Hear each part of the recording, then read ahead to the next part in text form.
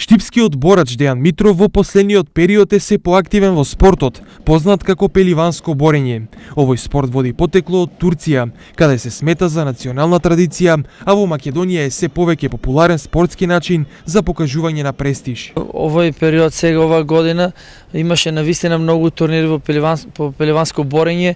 Најчесто организираат диаспората кои се иселени, кога се враќаат во родните места, тие на некој начин ја празнуваат својата свадбена веселба со тоа што покануваат пеливани, и во зависност од тоа кои пеливани ќе се борат на нивната веселба, тогаш станува збор за голема веселба и пред се за престиж. Пеливанското борење е под заштита на УНЕСКО како дел од светското културно наследство.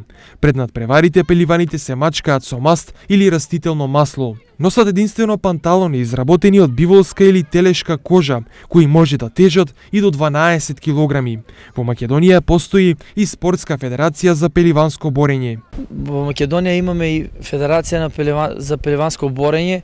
Најмногу популарно е во западните делови, каде што претежно живеат албанско население, бидејќи тие си негуваат нивната традиција.